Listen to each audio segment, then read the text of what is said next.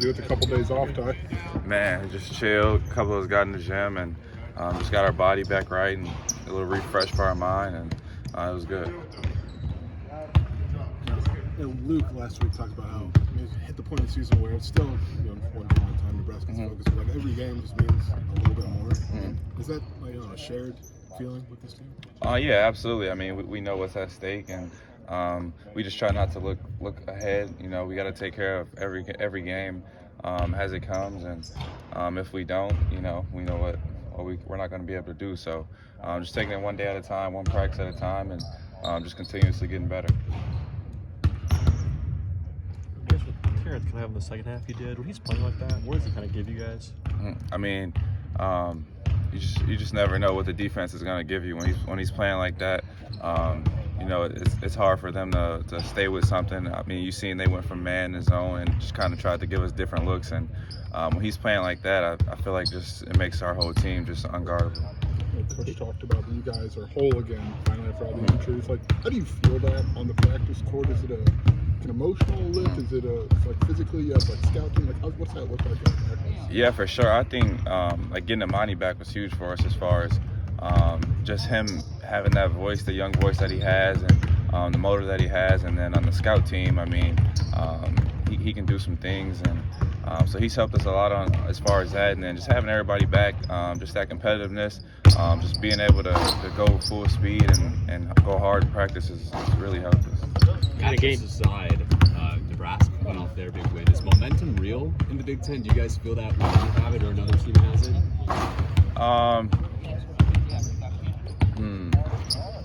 It's a good question.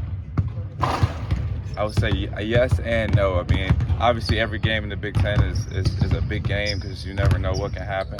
But I think at this point in the season, just everybody knows what's at stake, so everybody's going to play hard regardless. So, yeah. Kind of games you had against Ohio State, did it feel different for you in a mindset, intentionality, or your aggressiveness? Or was it just different results?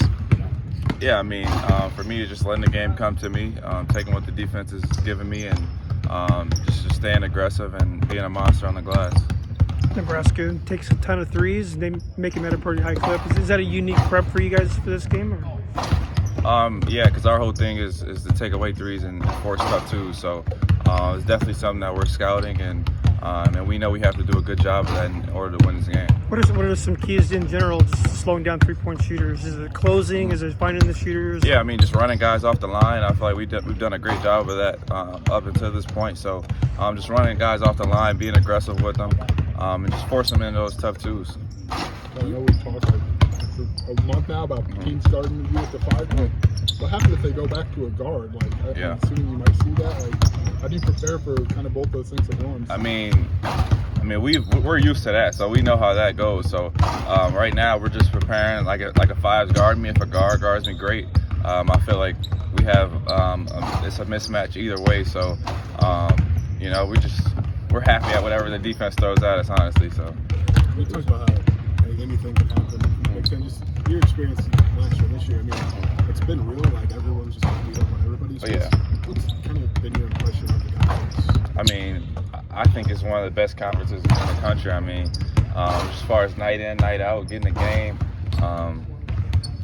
you could say there's guys at the bottom of the league, but we've seen guys at the bottom of the league beat some of the guys at the top. So just a very competitive conference, and you're going to get everybody's best every night. What's your approach as a leader with guys like Draven and Amani to make sure they don't get frustrated and prepared for when the moment comes like it did the other night?